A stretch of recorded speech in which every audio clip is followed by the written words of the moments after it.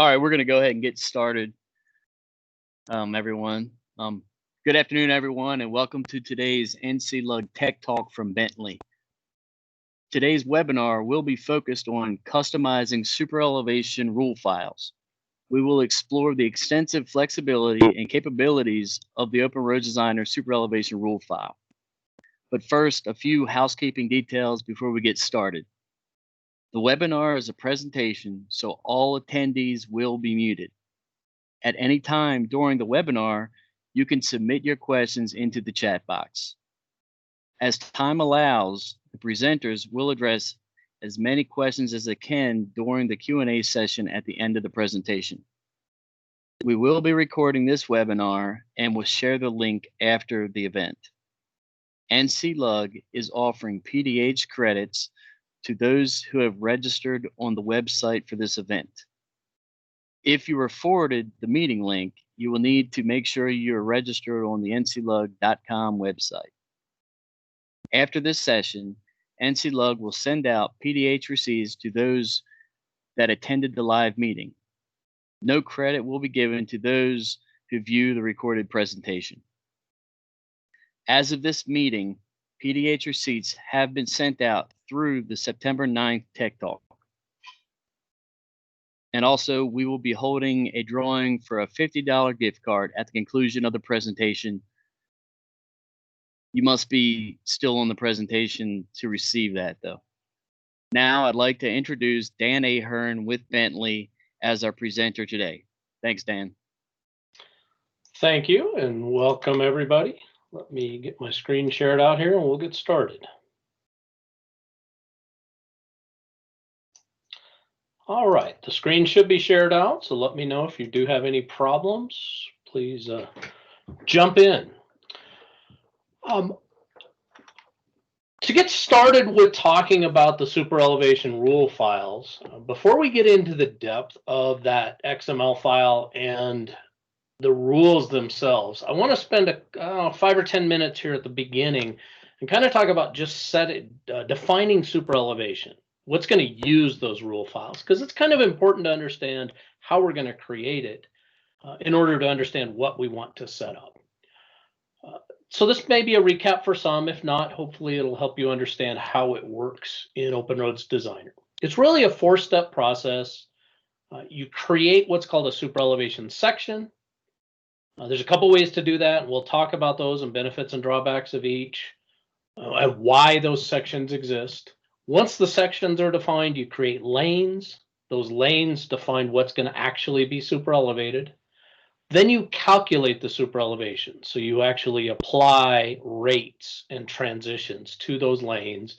And then finally, those lanes get applied to a corridor, which results in a point control being created and the actual superelevation happening in your model.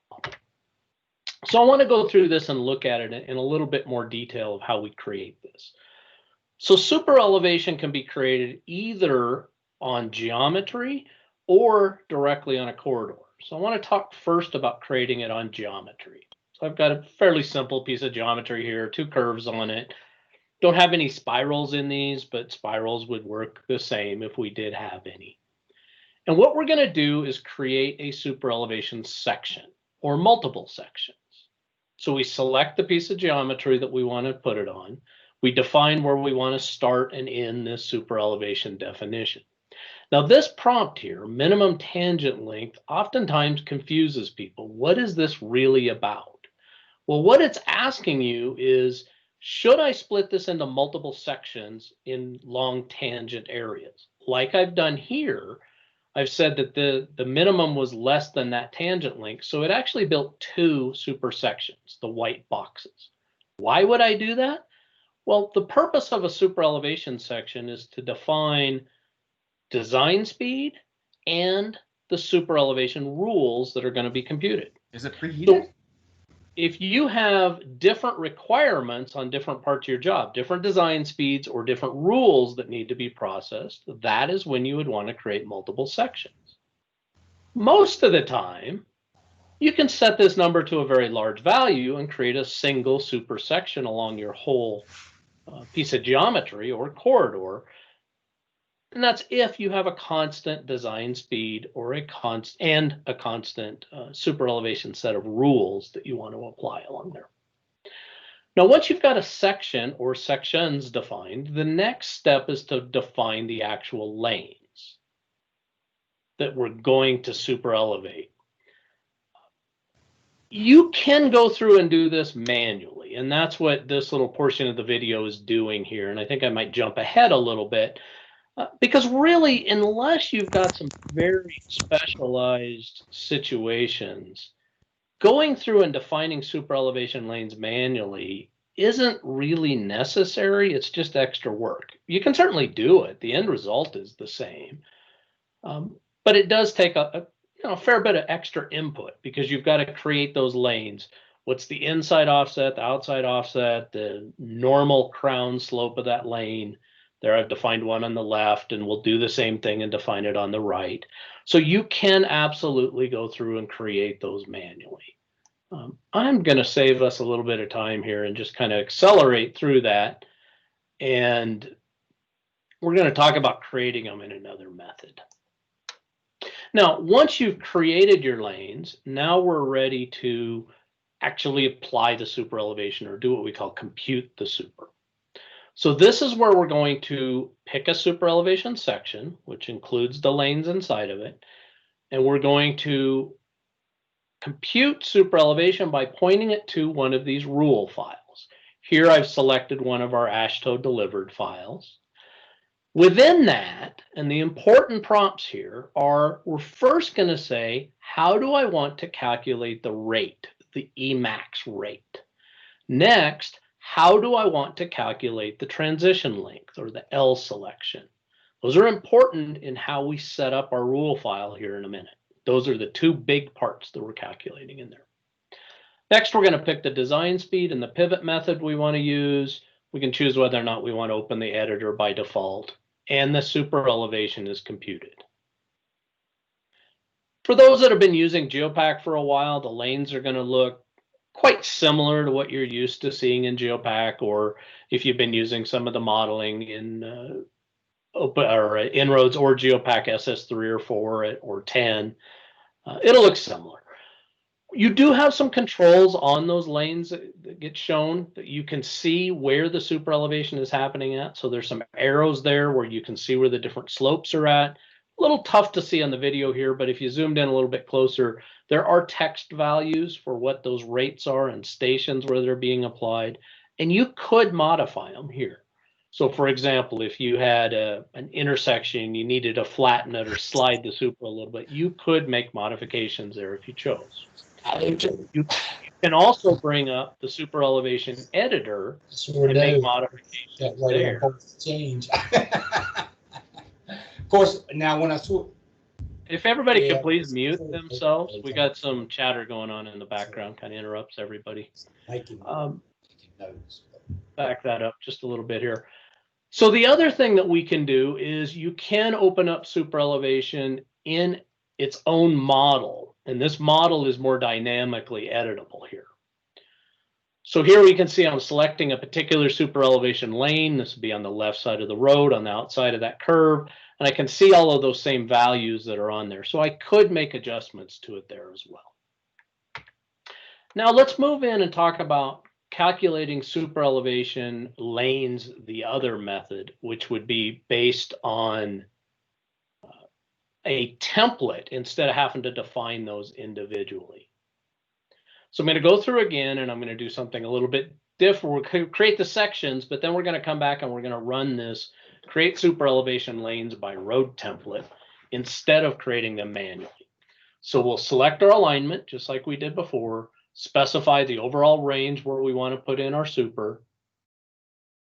And I'm going to pause the video here for a second and explain something. So this video that I'm running here is actually a couple of versions old.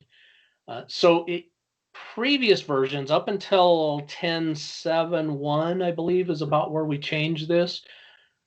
That create super tool automatically defaulted to what you're seeing here, which is the manual lane creation. You will now, in the current software, in the last year or so, you will get a prompt here and it will default to creating the super by lanes. So at this point, you would actually get a prompt. Do you want to create it by template, create the lanes by template? You could say yes, move on, and it'll go directly into creating it by template. What I'm going to do here in the video is a little bit different. I'm going to escape out of that and go pick this other command, but we've simplified that so you don't have to go through and do that.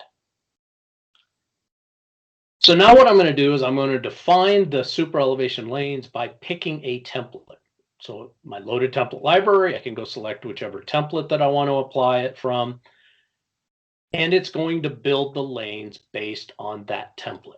Now, how does it know how to build those? How did it know how wide to make them? How did it know to only put one on the left and one on the right and not 2 lanes or 3 lanes or not divided?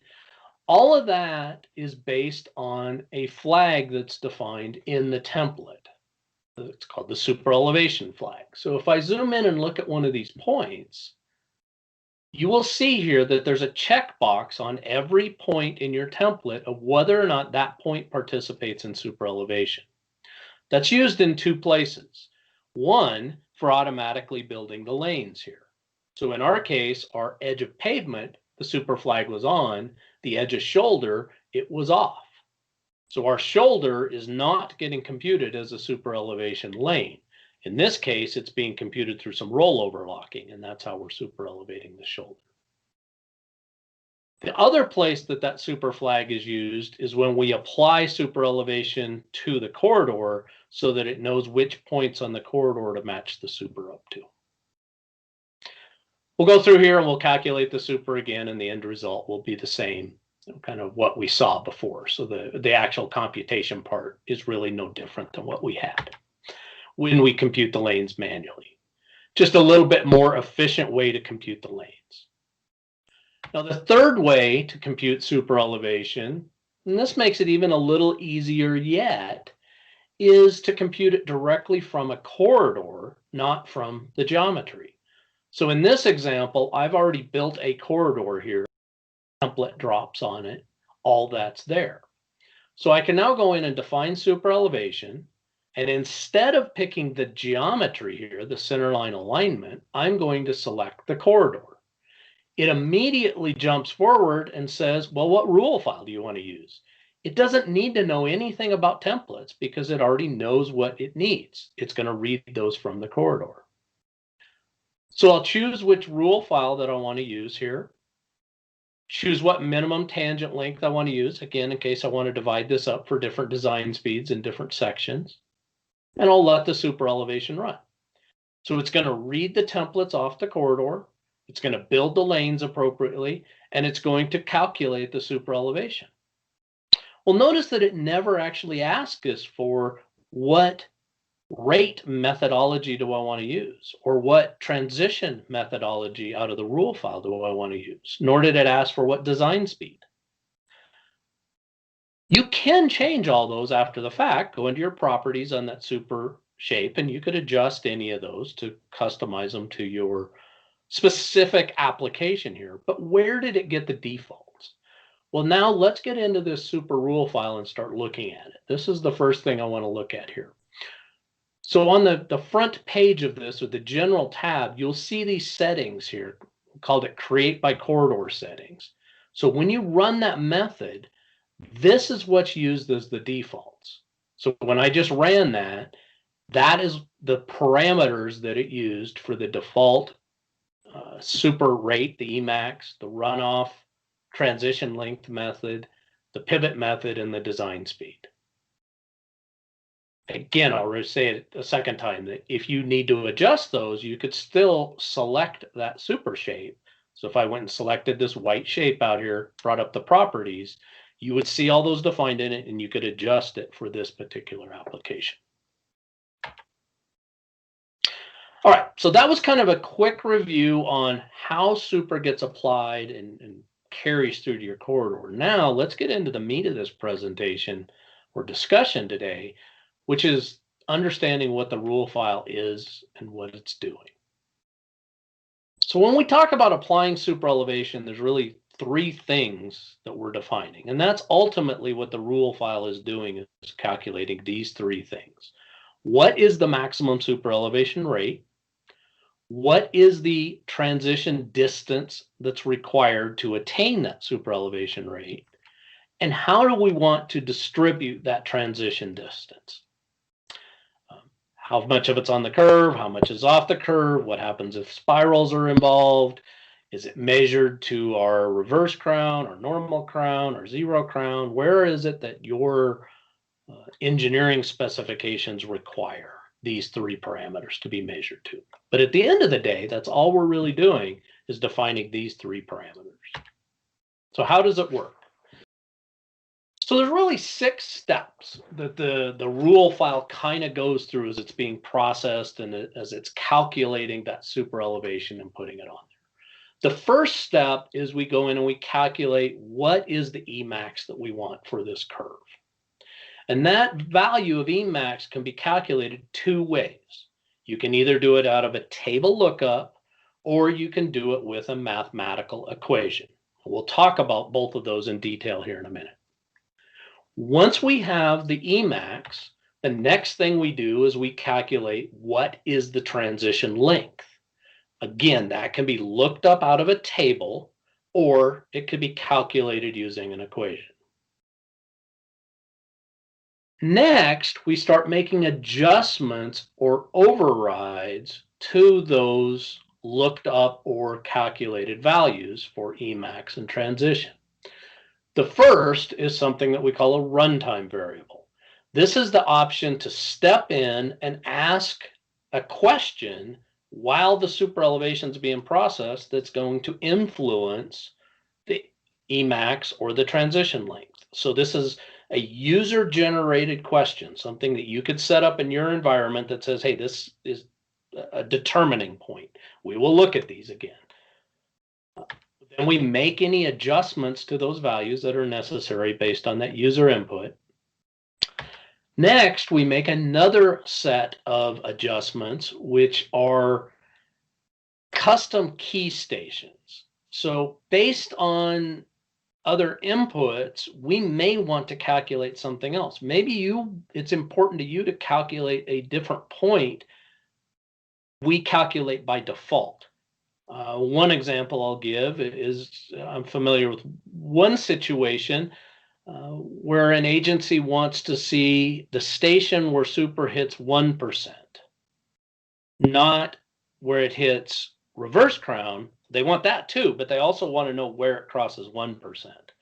That's an example of where a custom key station could come in. And we'll look at a couple other examples.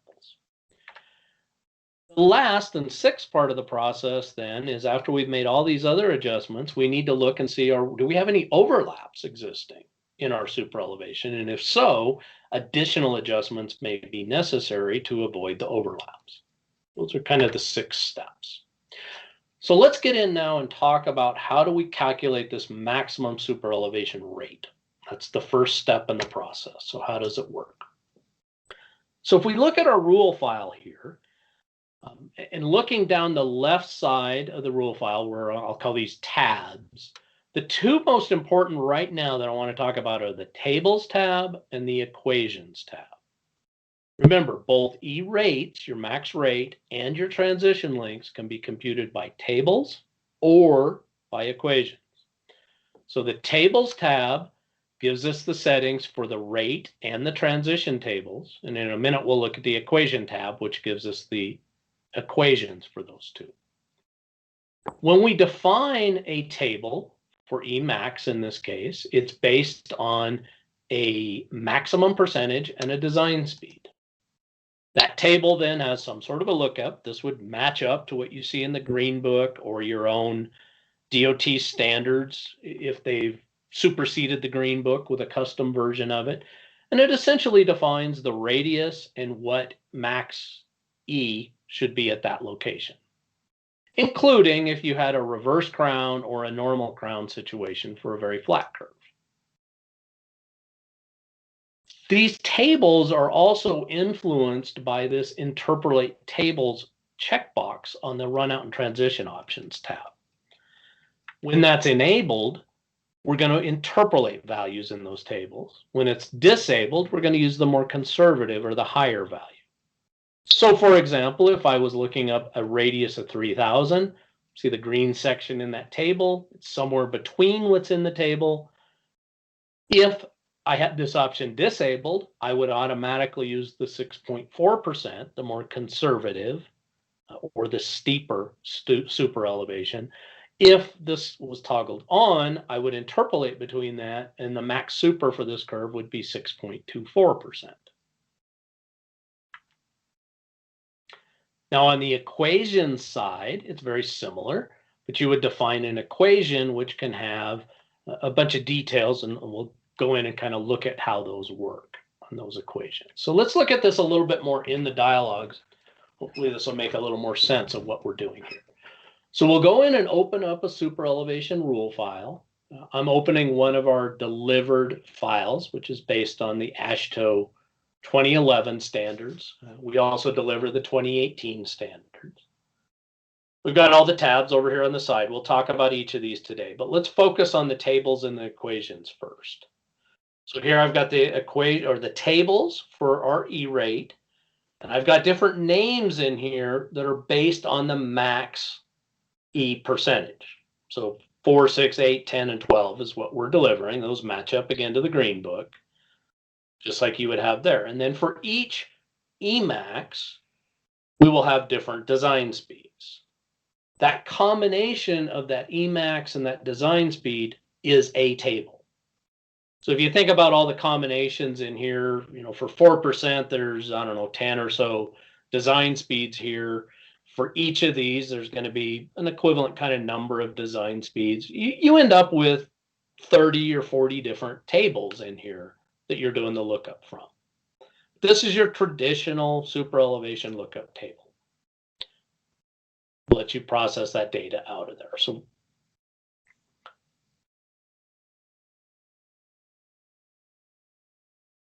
in this case, if we had a very flat curve like the 14,700 foot, we've got no crown in there. We're going to keep our normal crown through that curve. If we get down to a 10,900 foot curve, we're going to go into a reverse crown down to 9860. You're going to get a 2.2%, all the way up to our sharpest curve. In this case, is at a 10% super elevation. So typical tabular lookup. Now those tables are really just based on an equation then being rounded. And that's where they come out of, whether you're looking at the green book or whether you're looking at your own DOT's customized versions of them, where they may have approached it, the rounding a little bit different. But the real basis behind all of those is the equation. You know, here's an example we deliver with the AASHTO Method 5 equation, which is what all those tables are based on. So you can compute the pure super this way. Now, the way equations work, this definition here at the top where it says equation, this is the value that I'm going to return as the super rate. Now, the name of this, E-rate, is not important. What's important is it matches up to a variable that I've defined in here. So whatever I've defined as E-rate in my example is what I'm going to return as the Emax value. Now, if you look at that E-rate equation and the details behind it, or any of the rest of these, so in the middle of the dialogue, you'll see a bunch of different equations written in there. Those equations are processed and ultimately bring up that value. So if we look at that E-rate, here's the equation behind it. This one is an if statement, so it's evaluating something and going to get some answers. What it's evaluating is if this thing called R is less than the thing called min radius. If it's true, then it's going to return a value of whatever this thing called max E-rate is. If it's not true, that's what the colon there is defining, it's actually going to run another if statement. And if we drilled down inside that if statement, we'd see again we're evaluating R against some other variable name called NC radius. If it's true, we're going to return a value that's in this variable called initial cross slope. If it's false, we're going to take whatever EFD is and subtract F from it. So just a mathematical equation. Now, what are all those other things that are in there, those names? You will find all of those defined in other rows in this table. You will also find, if you enable this show variables and operators, some of the global variables. These are things that OpenRoads is calculating and making available to you, like the radius, the speed, the initial cross slope that it's reading off the templates, the number of rotated lanes that it's counting based on those lanes that you defined out there, the pivot types. So those are built-in variables.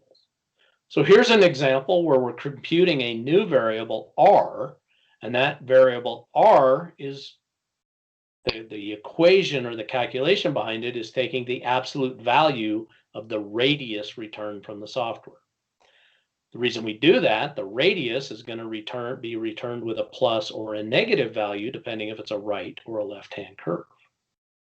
Here's another variable, max E rate, where we've specified an equation of just a specific number. So we've hard-coded that rate for this equation is 8%. So it could be as simple as just specifying a number.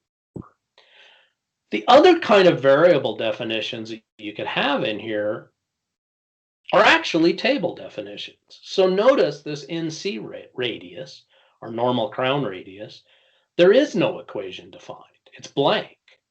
But if you click on this create and edit button, what you'll see is there's a table embedded behind that.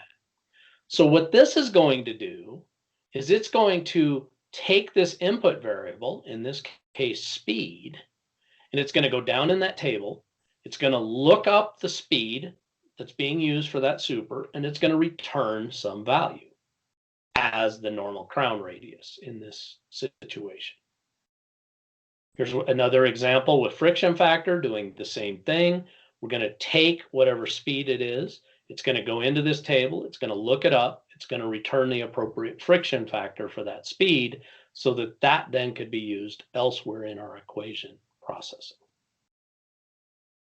So equations and building things by the equation method can get very, very powerful in allowing you to define superelevation to be the way you want and get very precise values versus just doing a tabular lookup where somebody has basically already gone through all those equations, rounded the values and put them in a table, and then you're re-rounding them off the top. Table lookups work great, and they were very, very useful, especially in older versions of software where maybe we had to key more things in. Really going forward, I would encourage you to consider using equation-based. They're going to be more accurate for your super calculations. So now let's talk about transition distances. It's going to work virtually exactly the same as what we talked about with E rates or max E. So on the tables tab, we will see that there's definitions here for the transitions. They're based on design speed and number of rotated lanes. So here's an example table. We see for different E rates coming into it. We could look at it, look up what our transition length needed to be. Or you can use the equation method and determine that through an equation very similar to what we saw before. The other thing that comes into play with transitions is the type. Is it going to be linear, which is probably the most common in the US? Or is it going to be some sort of a parabolic or quadratic or cubic type transition? I've seen a few parabolics in the US, so you may be using those as well. Most of the others you don't see in the US, the reverse parabolics and some of the other reverses. It's typically either linear or parabolic. So let's take a look at these. Again, looking at the table side of it, we can define transition tables. So how long are we going? What is the distance we're going to use to transition in and out of that super elevation? Based on design speeds, based on number of rotated lanes, and per AASHTO kind of guidelines in the Green Book, they only define tables for 1 or 2 lanes. So we maintain that. I'll talk in a minute about what happens when you have more than 2 lanes or you want to apply some other lane factor even to a tabular method. But if you want to do a straight table lookup per AASHTO guidance, that really only applies to 1 or 2 lanes. Let's look at the equation behind this. So again, we do deliver the AASHTO relative gradient equation for transition links. And this relative gradient does factor in the number of lanes. So you give it a name, just called AASHTO in this example. I think in our 2018 example, I called it AASHTO relative gradient to make it a little more specific. This is fairly simple. It's only got 3 equations in it. The value of this transition length equation is what we're passing back. So that is our ultimate value that we're calculating. So if we take a look at what's happening here, the first equation that we got, will work from the bottom up, is our gradient. Notice it's blank. It's a lookup table. So we go over there. It's a lookup table based on speed. The speed input then defines the relative gradient that we want for that transition length, which is what gets returned. And that then can factor into our transition length calculation. The second variable that's in here is the BW factor. This is your multiple lane factor. The number of rotated lanes plus 1 divided by 2 times the number of rotated lanes. That's the standard factor delivered or specified in the Green Book. You may see it specified in a couple different equation formats, but it's the same factor all around. We have those same global variables that are in here. So this is where we're picking up the number of rotated lanes from. That's something that the software is computing and presenting to this. That's based on the number of lanes that you've created out there when you create those super elevation lanes. And then finally, we're calculating the transition length. You can see the equation here. The width of the lane times the number of rotated lanes times 100 times the max E times the BW factor divided by the gradient. And straight out of the Green Book, the calculation there for that calculation. So that's how the equations work. It allows you to put those into there. The nice part is you don't have to build different equations and hundreds of tables or dozens of tables for different speeds and combinations. So when you set up your rule file, you can set it up with tables. You can set it up with equations. You can put both in, or you can put one or the other in. It's your choice how you set those up. So the third part then is, how do we distribute that transition distance across the curve, or on and in and out of the curve? So now I'm going to move over to the Runout and Transition Options tab.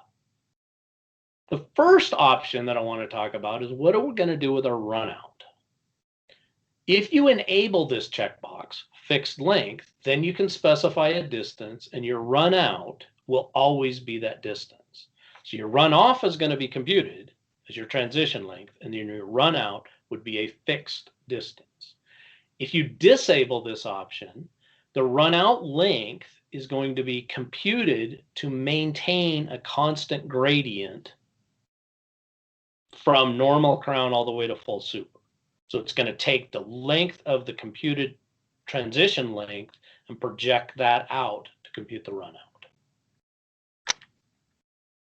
You can define what percentage of your super elevation transition is on or off of the curve, or on or off of the tangent in this case.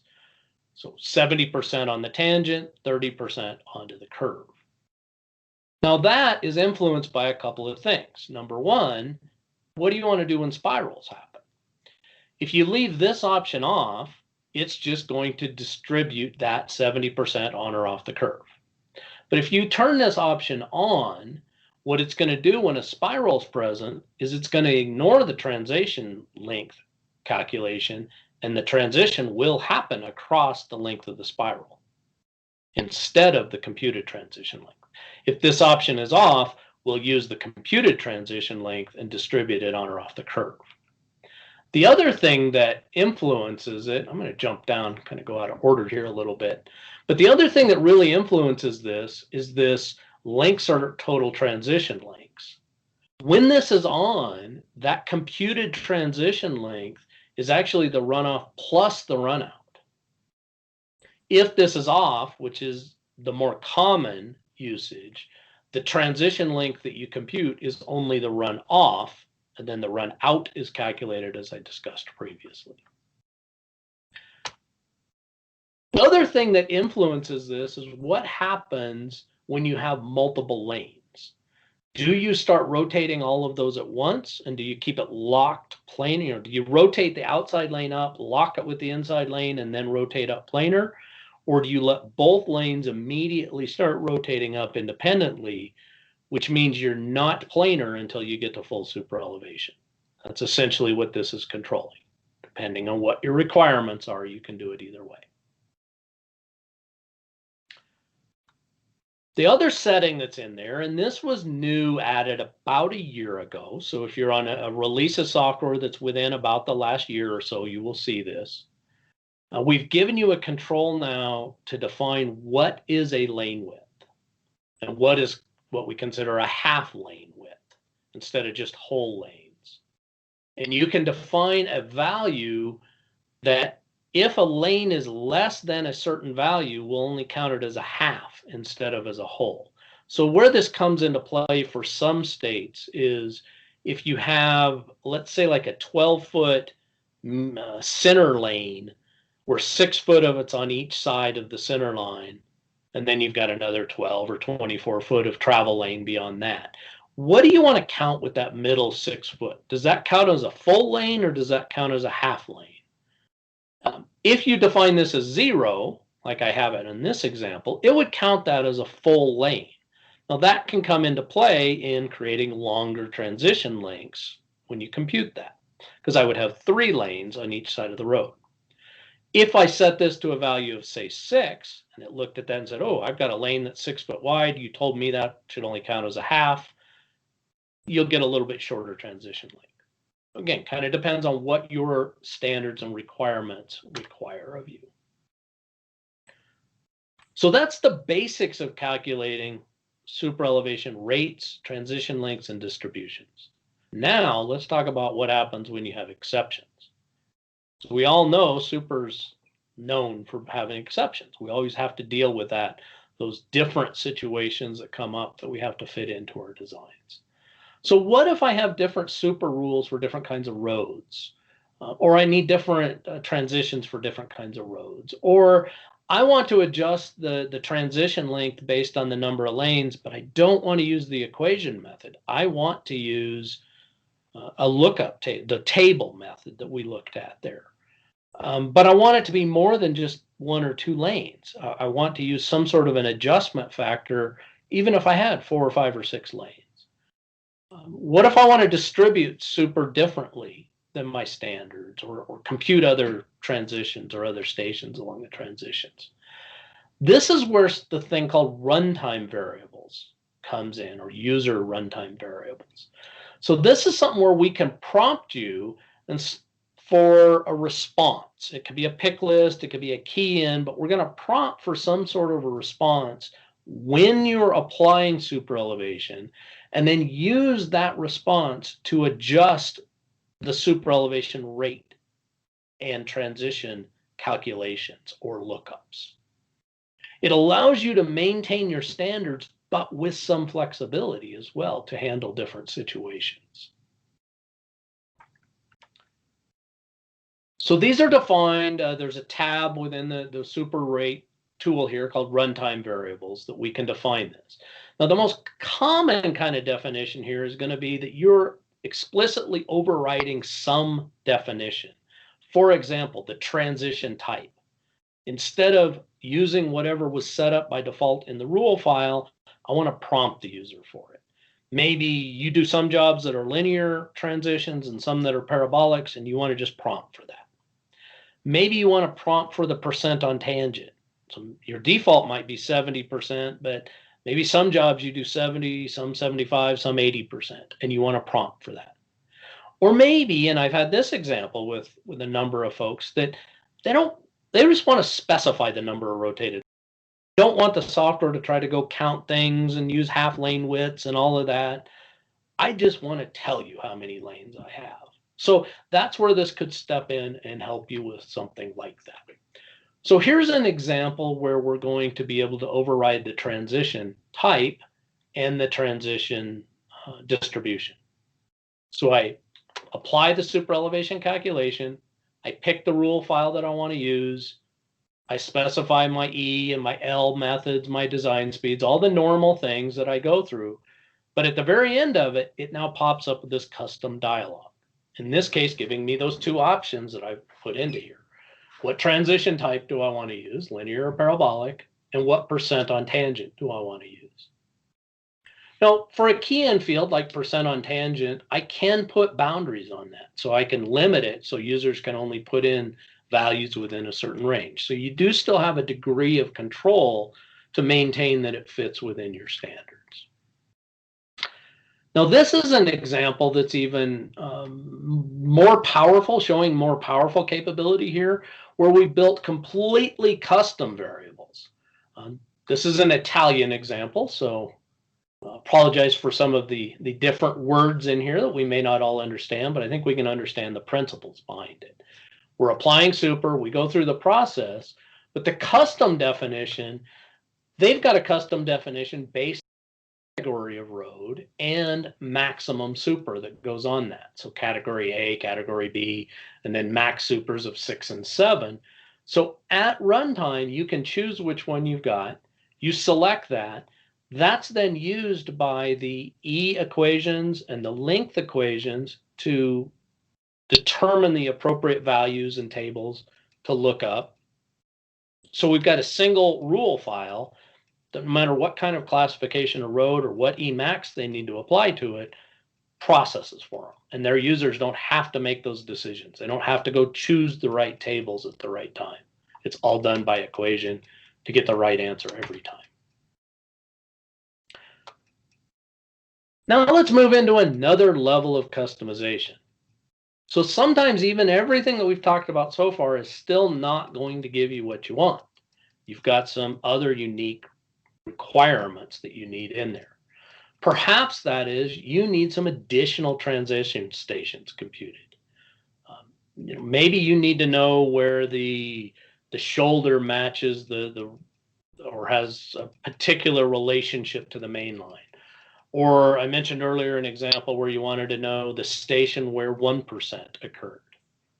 Or you have some very custom adjustments that you want to make to the calculated transition stations, like your normal crown or reverse crown or full super. And you want to do something completely different or special that you couldn't do with any of the other settings that we've shown you so far.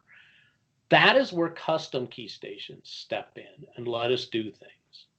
So here's an example where we are computing the normal crown station, which is going to equal the runoff station, whatever we've computed there, minus this variable we've called runout underscore 400. Now that runout 400 variable, I don't show on this slide, but it's going in and it's doing a custom runout calculation in this case, and then applying it to the normal crown. Let's look at a second example, and we'll drill into this one a little bit further. So this is another example of a custom runout. Now this example, the requirement was they have a fixed length runout. It's not extending the relative gradient. It is a fixed length, but it's not a constant fixed length. That length varies depending on the design speed. So what we're doing is we're defining the normal crown station is equal to the runoff minus this iRunout, some variable we're computing. So we click the variables button. Let's see what iRunout is. Looks like our equation editor. We're hopefully kind of starting to understand how this works now. This equation doesn't have an equation. It's a table. So if we go in and we look at that table, what it's doing is it's looking at the speed. Based on the speed, it's got a fixed runout distance. So it's returning that, and then that runout in turn is recomputing where the normal crown station is.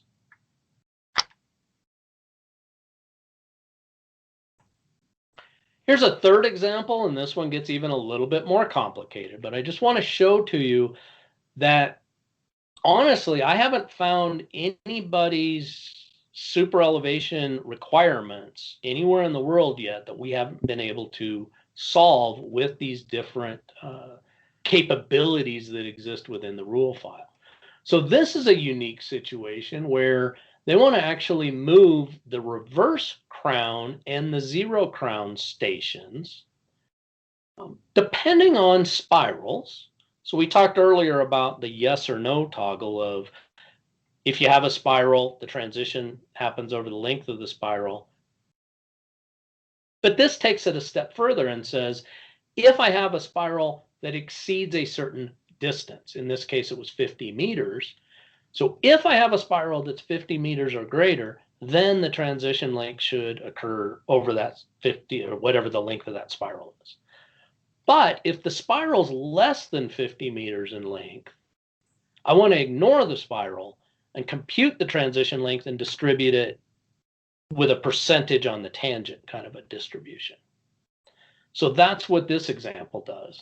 And we'll drill into all the math behind it, but it shows you that example that you can do that kind of complex kind of criteria that you may run into. The very last thing then that happens with the super calculation is, after we've done all those other adjustments, is do we have any overlaps? If we do, what to do with those? So there's definitions in here for those overlaps, whether they're curve, that would be two curves in the same direction, or reverse curve if they're going in different directions. What do you want to do to solve that overlap situation? And there's 4 built-in things that you can do. You can slide the supers, you can shorten the transition, you can just go to a reverse crown point, calculate in the middle, or go down to reverse crown, transition to the opposite reverse crown, and then back, or same if it's the same hand curve, or you can do a planar transition between those. If none of those work, we do give you that full equation capability as well in there, so you can write your own custom equations to define how you want that adjustment to be made in situations where there is overlap between the supers. All right, the last thing I want to chat with today, and then we'll open it up to some questions, is if you are first setting up your super elevation and you have some existing SUP or SEP from Geopack or En-ROADS, how to bring those in. There are import tools within the rule file to help you bring those in. I want to stress that those import tools are an assistant. They're not automatic, just bring in an SUP or an SEP file and life is going to be perfect.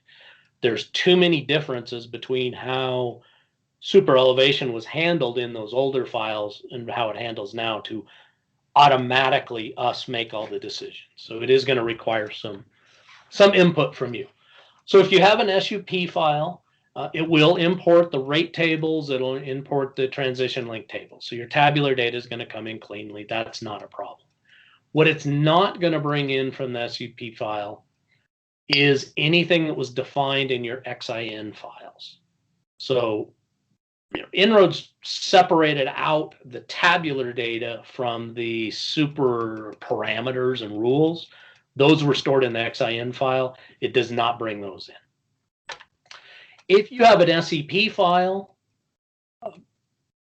it will again bring in the rate tables and the transition length tables. It will also bring in the relative gradient tables and relative gradient equations.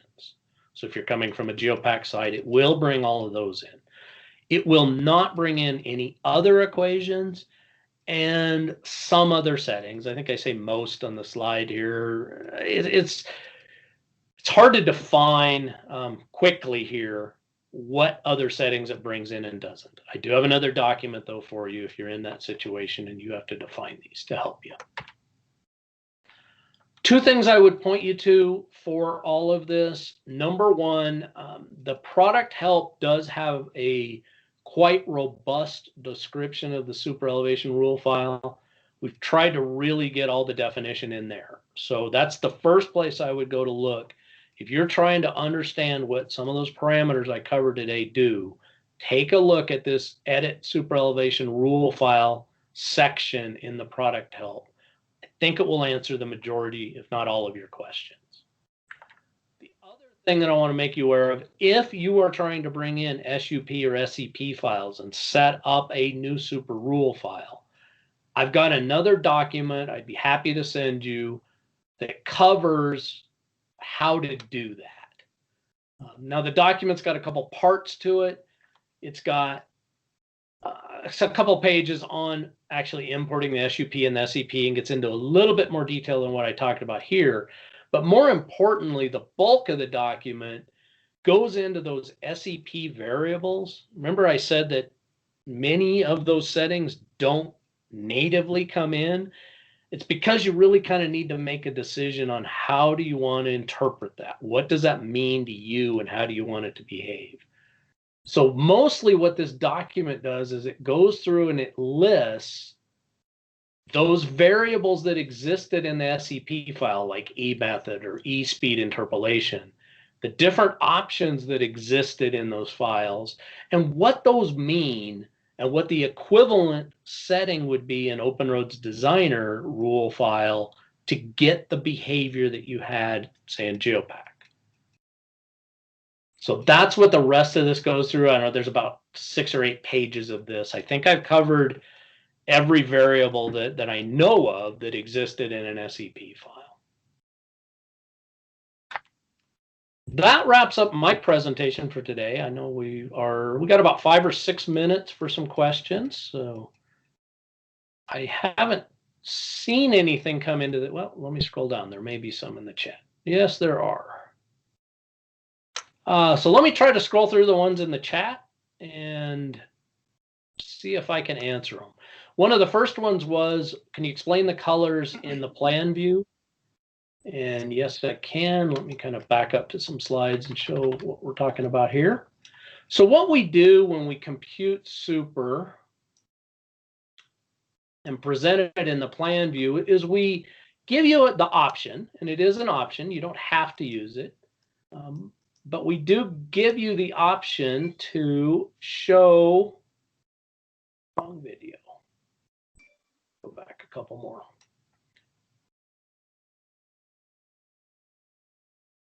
This one should have it in it. So we give you the option to show colors in the plan view or filled shapes. Let me see one shape there. Go back one more video. I think this other one has a little better example of it. Look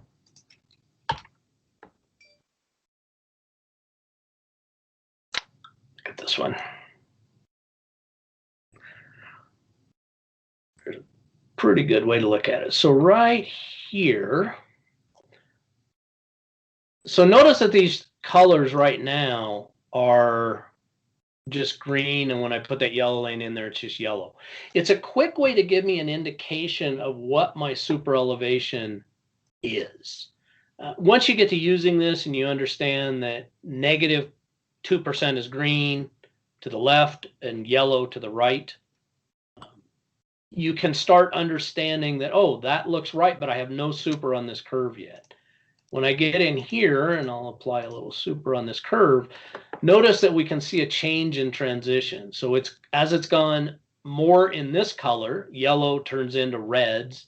That's getting into a steeper super elevation. The white in here is indicating where my 0 is, my flat. And if we had a curve going in the other direction, you would see it going from greens into blues. So it's just a quick feedback on what you've got there. If you don't like it, you can certainly turn that off. It is part of the civil settings in your design file settings. There is a comment in here about having a lot of problems dealing with supers where curves are reversed and short. Yeah, it definitely can get challenging. No doubt about that. I'm going to kind of bring the live software over here so we can point at this for a minute. 2 things there, and it kind of depends on how complicated your super is and how much you want to spend setting it up. You certainly can come in and set up curve overlap adjustments. Load one of the standards out here.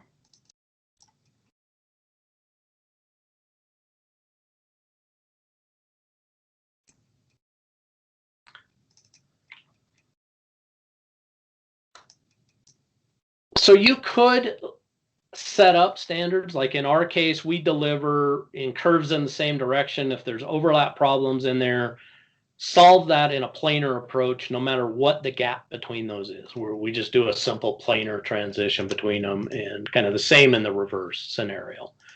But what these settings do allow you to do is define different options.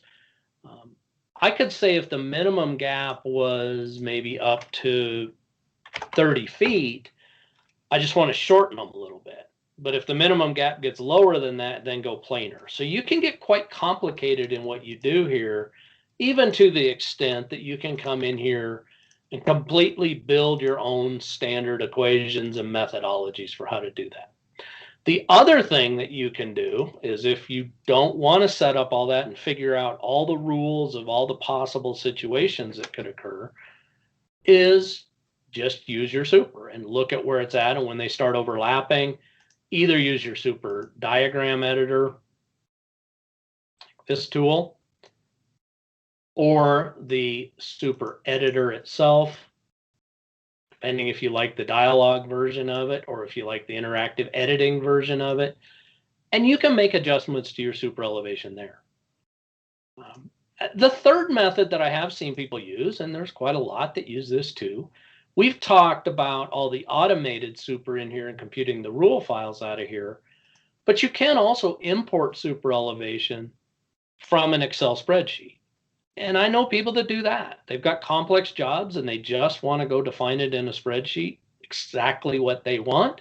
They don't want to mess around with any custom computations for some of these particularly complicated scenarios where they're not following general rules all the time, and work with it that way. Now that can be combined with, how do I get it out there? Run your super elevation reports. There's a variety of different reports out here that are useful, but we do include one called 2CSV. So if you wanted to compute the super using a standard set of definitions, dump that out to an Excel file, make manual edits to it, and then just use that from that point forward on your project, that can sometimes make sense depending on your needs.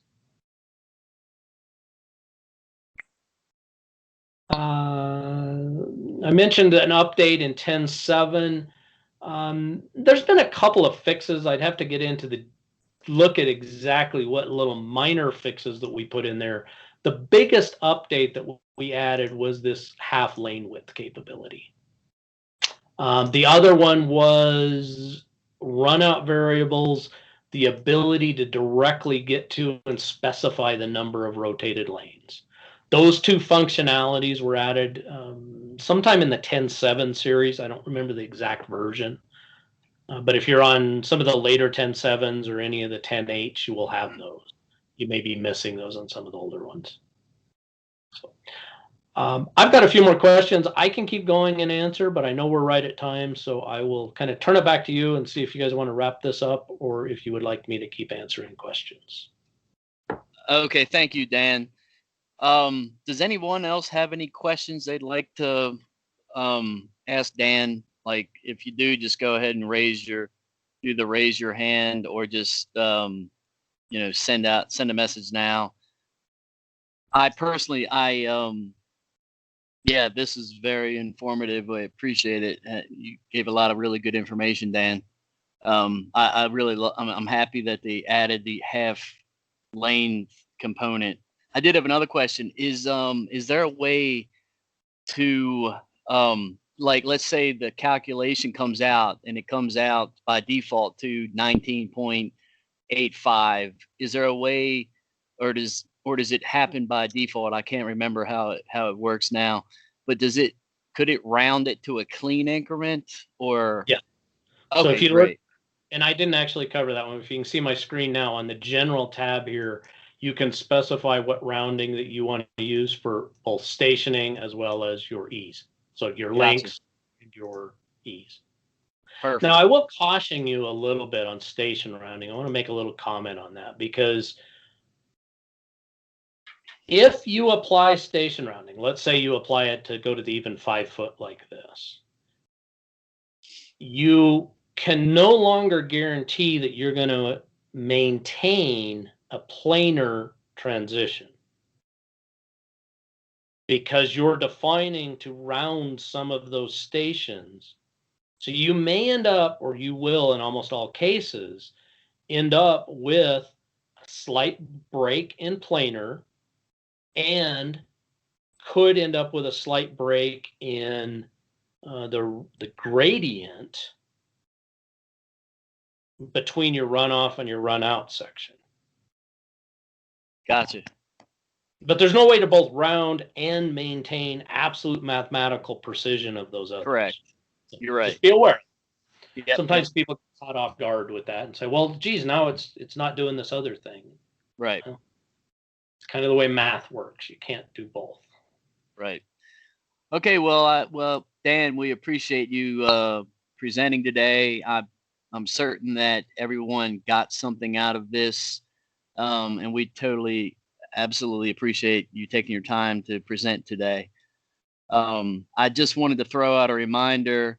We will send out PDH credit receipts to attendees, but please contact events@nclug.com if you don't receive a credit receipt. If you use the forwarded link, you must go to nclug.com's website and register to get credit. So stay tuned for the next week's Tech Talk. You will get an email invite soon. If you have a topic you want to be covered, please email us at events@nclug.com. Be sure to sign up for the Bentley Year in Infrastructure event happening on October 20th and the 21st. You can find links on our NCLUG website. Be sure to tell others to become NCLUG members. It's free, so they can get the invites for upcoming events.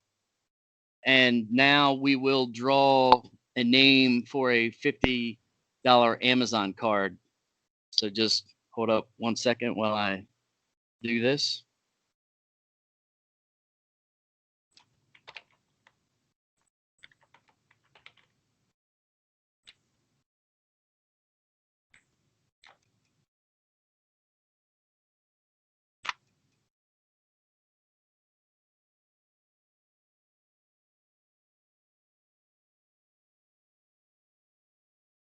All right. The person I drew was Craig Parker. Craig, I believe you just need to contact us, or we'll contact you after the call and set that up so you can get access to that. Thanks for joining us today, everyone. We look forward to seeing you next week. Have a great day. Thank you. Jason, are you still there? Yes. I noticed that a couple of people, or at least one or two, had asked for that document that I referenced. So I will email that to you and Patty so that you guys can post that or share it with your group if you would like. Okay. Yeah, sounds good. That would be perfect. All right. Watch Appreciate for that email. Watch for that email coming shortly. Okay. Thank you. All right. Thank you. Appreciate it. Thank you.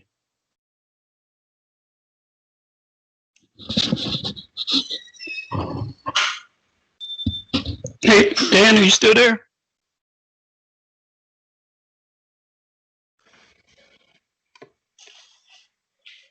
I think you missed him, buddy. I missed him. I just need to ask him one question. I'll email him.